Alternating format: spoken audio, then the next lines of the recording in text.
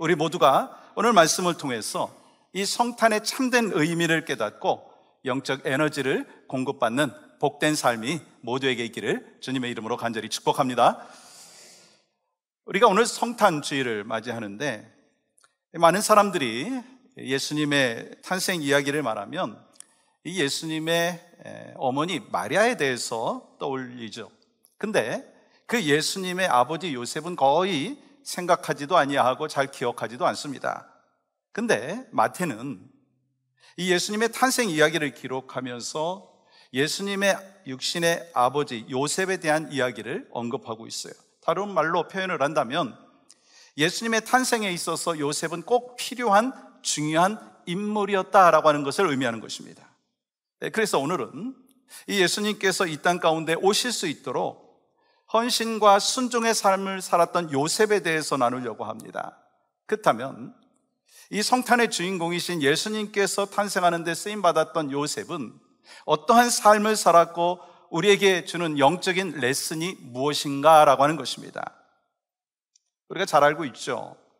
요셉과 마리아는 약혼한 사이였습니다. 결혼식만 올리지 않았지 법적으로는 남편이요 아내라고 부를 수 있는 그런 상황이었습니다. 근데 그들은 아직 동거하기 전이었습니다. 근데 어떤 소식이 들립니까? 마리아가 임신했다라고 하는 청천벽력 같은 소식이 들려옵니다. 여러분, 요셉이 마리아의 임신 소식을 들었을 때 어떤 마음이었겠습니까? 정말 기가 막혔을 거예요. 아니, 인간적으로 생각하면 분노할 일 아닌가요? 만약 여러분의 입장이라면 어떻게 했습니까? 여러분이 요셉이었다면 어떤 반응을 보였을까요? 어떻게 보였겠어요? 그러나 그때 하나님의 천사가 꿈으로 말씀하여 주심으로 인해서 이 요셉의 생각이 바뀌게 되는 것을 보게 됩니다. 우리가 이 꿈꾸는 사람, 꿈꾸는 요셉 하면 누구를 떠올립니까? 구약 성경에 나오는 그 요셉이 떠올려지죠. 그런데 이 신약 역시 요셉이라고 하는 그 인물이 나오게 되는데 하나님께서는요, 중요한 순간에 천사를 통해서 요셉에게 꿈을 꾸게 하십니다. 꿈을 통해서 말씀하신다는 거예요. 그러니까 이 구약에 나오는 그 요셉이 꿈쟁이라고 한다면 아마 오늘 본문에 나오고 있는 그 요셉의 아버지 요셉도 꿈쟁이다라고 얘기할 수가 있을 것입니다. 제가 그것을 성경을 통해서 한번 확인해 볼까요? 첫 번째 꿈은요, 마태복음 1장 20절에 이렇게 기록합니다. 이 일을 생각할 때 주의 사자가 현몽하여 이르되. 또 두 번째 꿈은 마태복음 2장 13절 말씀입니다. 그들이 떠난 후에 주의 사자가 요셉에게 현몽하여 이르되. 세 번째 꿈은 마태복음 2장 19절과 20절인데 헤롯이 죽은 후에 주의 천사가 애굽에서 요셉에게 현몽하여 이르되. 마지막 네 번째 꿈은 마태복음 2장 22절입니다. 유대 임금됨을 듣고 거기로 가기를 무서워하더니 꿈에 지시하심을 받아 갈릴리 지방으로 떠나가.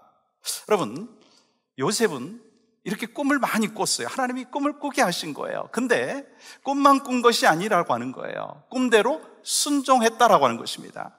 정확히 말씀드리면 하나님께서 꿈을 통해서 말씀하시면 그 말씀을 듣고 믿고 순종했다는 거예요.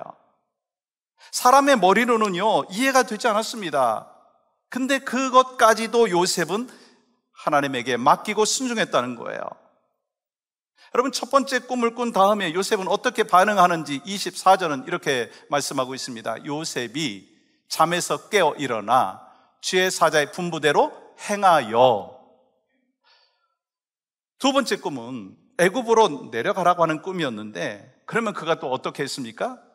14절 말씀 보세요. 요셉이 어떻게 했어요? 일어나서 애굽으로 떠나갔다는 거예요. 세 번째 꿈을 꾸고 순종을 하죠. 마태복음 2장 21절입니다. 요셉이 일어나 이스라엘 땅으로 들어가니라. 또 네 번째 꿈을 꾸고 그 다음에 어떻게 합니까? 순종을 하는데 마태복음 2장 22절 말씀 보시면 꿈의 지시하심을 받아 갈릴리 지방으로 떠나가. 여러분, 근데 제가 이 말씀을 묵상하면서 좀 특이한 게 있더라고요. 이 성경에는 요셉이 무슨 말을 했다라고 하는 기록이 없어요. 근데 뭐가 지금 포인트느냐면 그의 순종에 대해서 기록하고 있다는 거예요. 솔직히 지금 이 시츄에이션은요 받아들이기가 참 어려운 상황이었습니다. 아니, 역사적으로 한 번도 성령으로 임신했다라고 하는 이야기를 들어본 적이 없었기 때문에 정말 쉽지 않았을 거예요. 만약에 한 번이라도 그런 이야기들을 들었다면 뭐 받아들이는데 조금 나았지 않겠어요? 근데 성령으로 잉태한다라고 하는 거는요, 누가 들어도 황당할 수밖에 없는 그런 소식이었습니다. 그런데 요셉은 자신의 이성적인 이해나 판단보다 하나님의 말씀 앞에 인간적인 생각이나 지혜를 내려놓고 순종하는 것을 보게 됩니다. 그래서 요셉을 이렇게 얘기할 수 있죠. 말보다 순종하는 삶을 살았다, 그렇게 얘기할 수 있습니다. 우리는 많은 말을 하고 살아갑니다. 저도 말을 많이 해요. 뭐 여러분들도 말을 많이 하지 않습니까? 말뿐만 아니라 신앙 고백도 하죠. 근데 하나님께서 뭘 기억하실까? 우리가 말하는 것보다 더 기억하시는 것이 무엇인가? 우리의 순종이다라고 하는 것을 우리가 알 수 있습니다. 우리가 하나님 말씀에 순종하지 못하는 그런 이유가 그러면 무엇입니까? 내 생각, 그리고 하나님의 생각 다를 때 하나님의 생각보다는 내 생각을 앞세우기 때문인 것입니다.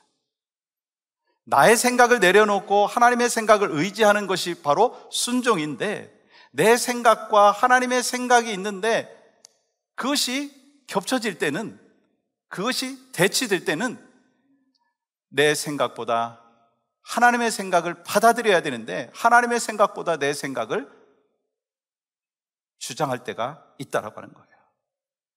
근데 하나님께서 우리에게 말씀하시는 것은 내 이성, 내 생각이 아니라 하나님의 뜻을 말씀하시는 거예요. 그 하나님의 뜻을 말씀하셨을 때 순종하면 하나님의 역사가 일어나는 것을 우리는 성경을 통해서 늘 알고 있습니다. 여러분, 요셉은 하나님에 대한 진실한 믿음이 있었기 때문에 꿈을 통해서 주시는 하나님의 말씀을 들었어요. 그러면서 무엇을 했느냐면 자신의 생각을 내려놓았어요.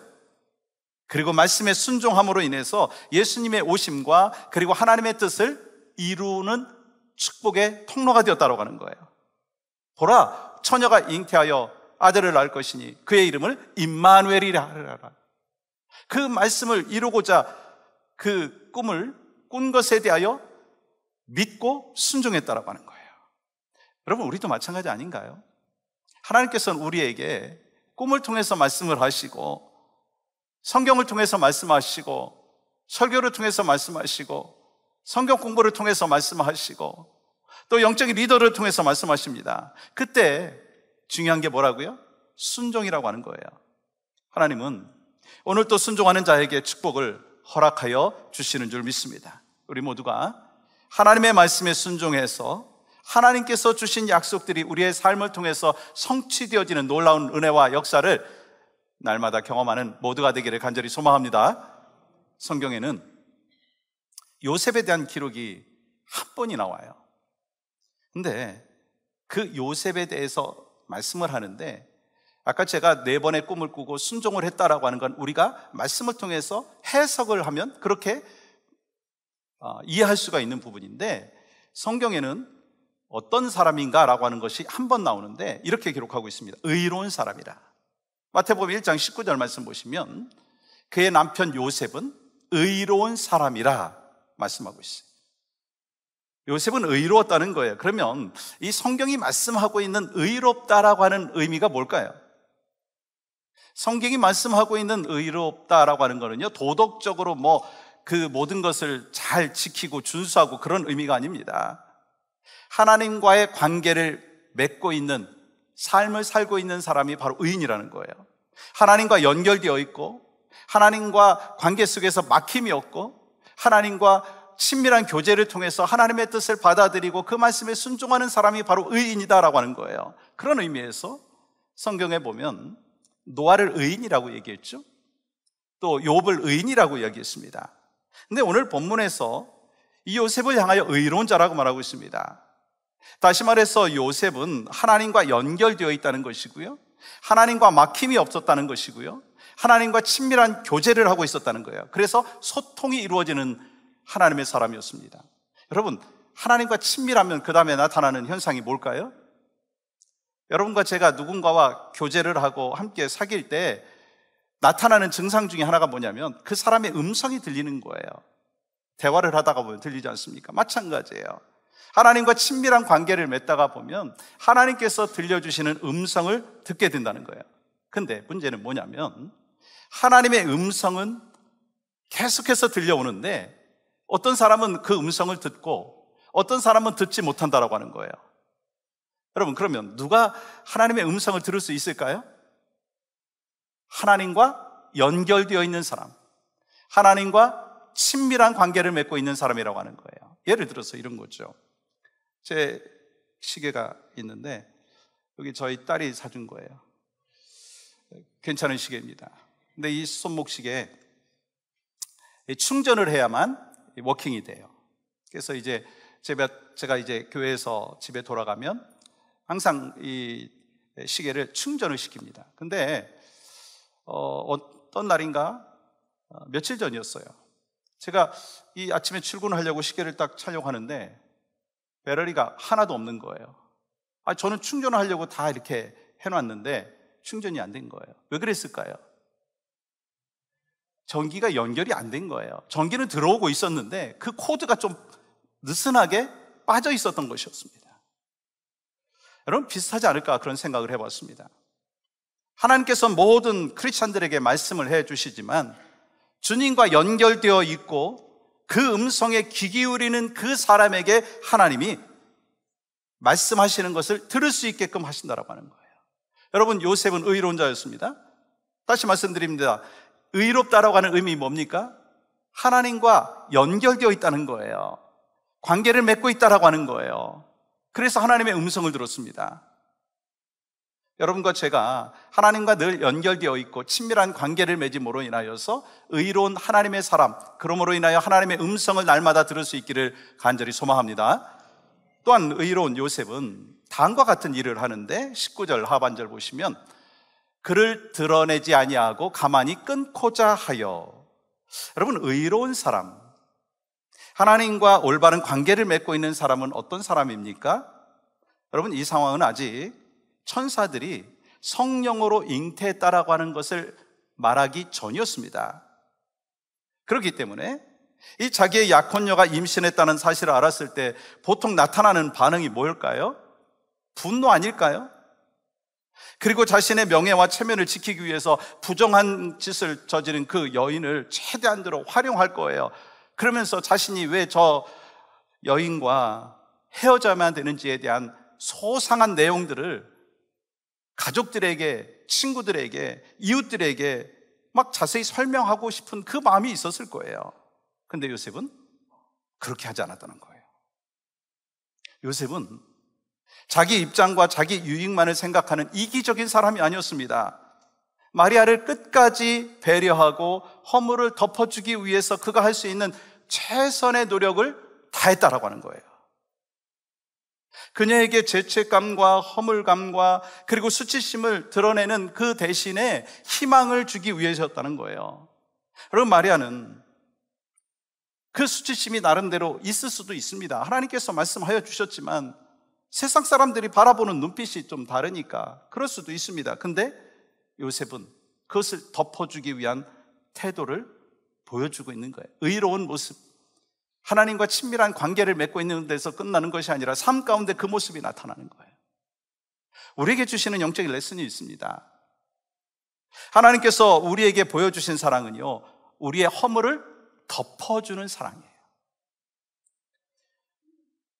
우리가 죄와 허물로 죽어 있었는데 주님께서 이 땅에 오심으로 인하여 우리의 죄, 우리의 허물 덮어주시기 위하여 십자가에서 보혈의 피를 흘려주셨어요. 여러분, 아멘이신가요? 요셉이 바로 그러한 삶을 살았습니다. 그래서 우리는 요셉의 그 삶을 통해서 깨닫고 레슨을 얻어야 되는 것이 있습니다. 내가 분하고 억울한 일을 당해도 상대방의 마음을 배려하는 마음이 의로운 마음이라는 거예요. 로마서 12장 17절 말씀 이렇게 기록합니다. 한번 같이 읽을까요? 시작. 아무에게도 악을 악으로 갚지 말고 모든 사람 앞에서 선한 일을 도모하라. 또 베드로 전서 3장 9절 말씀도 같이 읽겠습니다. 시작.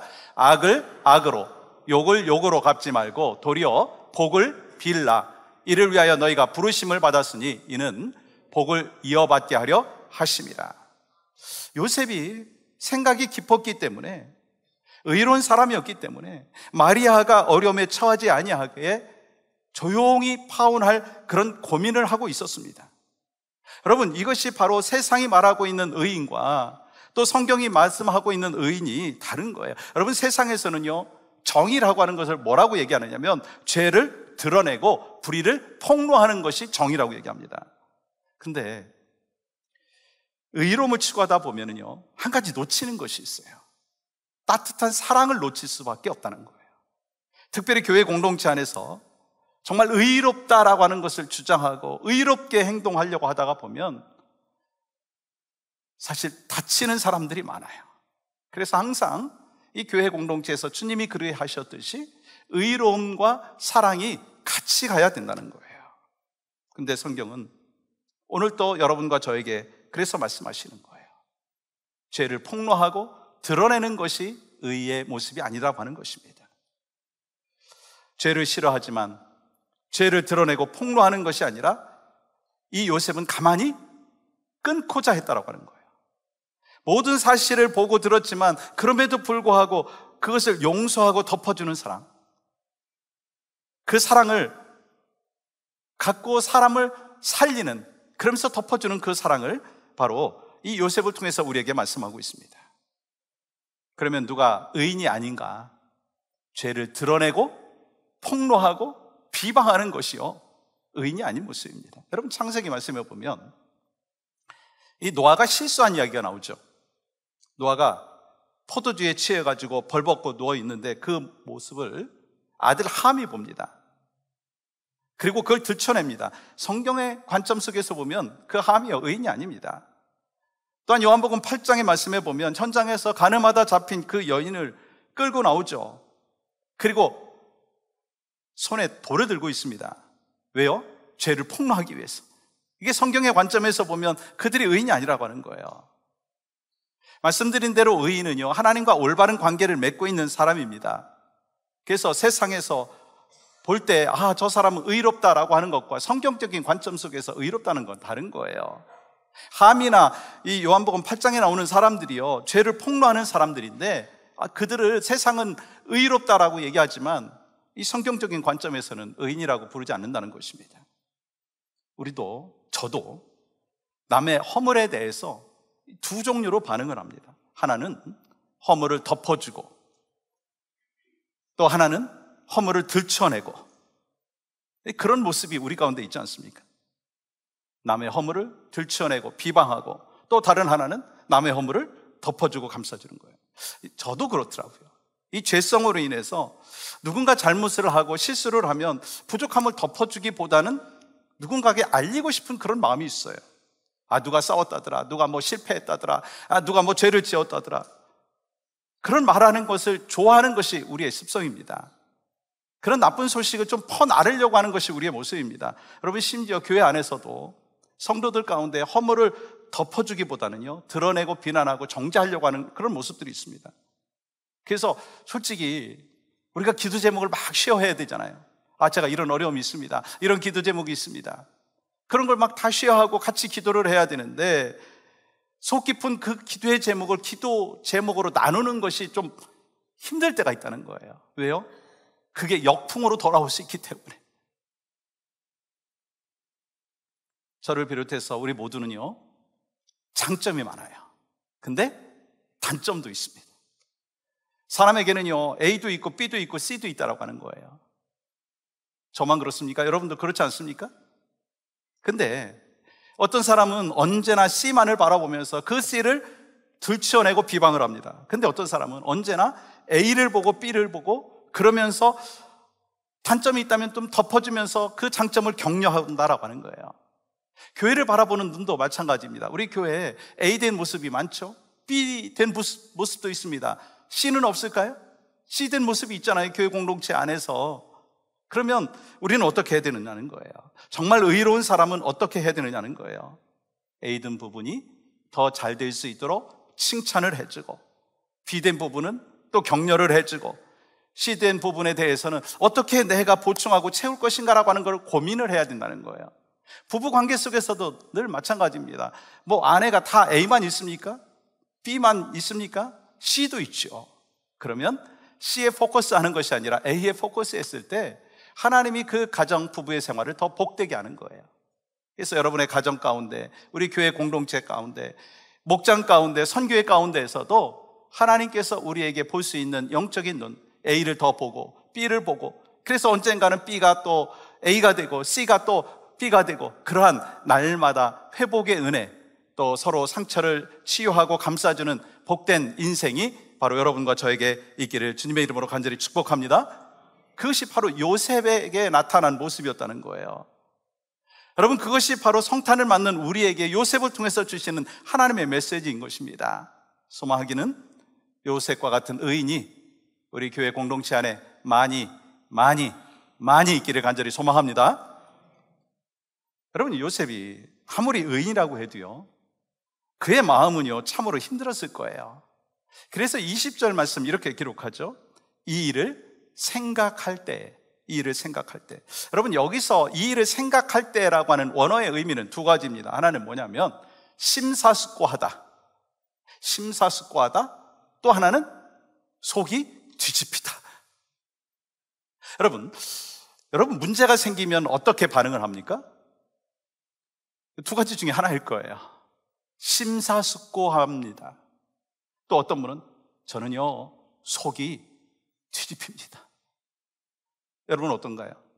좀 삶에 문제가 생길 때, 어떤 어려움이 생길 때, 여러분 1번 나는 심사숙고합니다. 2번 나는 속이 뒤집힙니다. 1번인가요? 2번인가요? 뭐 대답은 하지 마세요.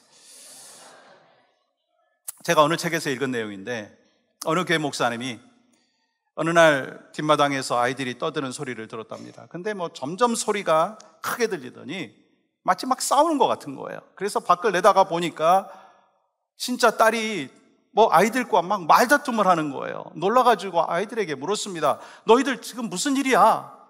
뭔 문제가 발생했어? 그때 딸이 천연덕스럽게 이렇게 대답했다고 합니다. 아빠, 지금 우리 교회 놀이하고 있어요. 아이들 눈에 비치는 교회의 모습이 바로 그랬다는 거예요. 여러분, 참 안타까운 모습 아닌가요? 화목을 말하는 교회의 분쟁과 다툼이 그치지 않는 이유는 뭐냐면 나의 감정 때문에 주님을 내려놓기 때문이 아닐까라고 하는 거예요.